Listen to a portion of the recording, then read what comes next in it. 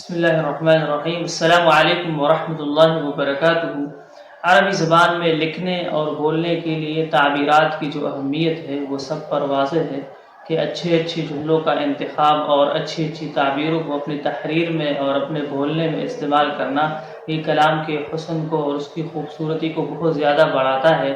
اب سوال یہ پیدا ہوتا ہے کہ ہم اچھی تعبیریں کہاں سے اٹھائیں، کہاں سے اس کا انتخاب کریں، تو اس حوالے سے ہم آپ کو چند چیزیں بتاتے ہیں۔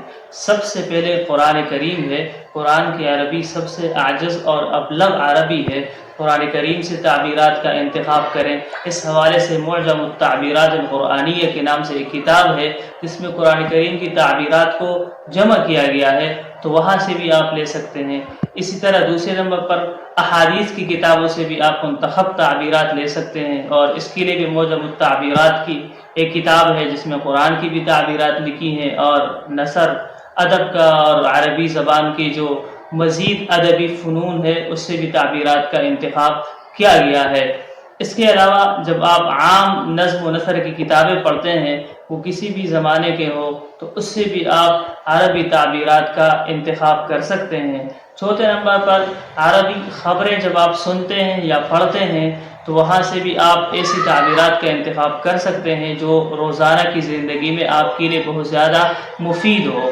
اور پانچویں نمبر پر اشتہارات ہے۔ راستے پر چلتے ہوئے یا موبائل میں آپ کے سامنے کوئی اشتہار آتا ہے تو اس کی زبان کو اور اس کی تعبیر کو بنانے کے لیے انہوں نے بہت ہی محنت کی ہوتی ہے، اور آپ کو بڑی آسانی سے وہ تعبیر مل جاتی ہے۔ اسی طرح جگہ جگہ پر بورڈ لگے ہوتے ہیں، ان پر جو عربی ہوتی ہے خاص کر عرب ممالک میں تو بعض اوقات وہ انتہائی فصیح اور بلیغ عربی ہوتی ہے، وہاں سے بھی آپ لے سکتے ہیں۔ چھٹے نمبر پر عربی زبان کے مسلسلات ہیں اور پروگرام ہیں۔ عربی پروگرام جب آپ دیکھیں گے تو اس میں بھی آپ کو مختلف محادثات کے اندر مختلف بول چال میں آپ کو بڑی اچھی تعبیرات مل سکتی ہے، تو وہاں سے آپ تعبیرات اٹھائیں۔ اس کے علاوہ کتابیں بھی مختلف ہے، جیسے منتخب تعبیرات کے نام سے ایک کتاب ہے جس میں عربی زبان کی تعبیرات کو اردو میں ترجمہ کیا گیا ہے۔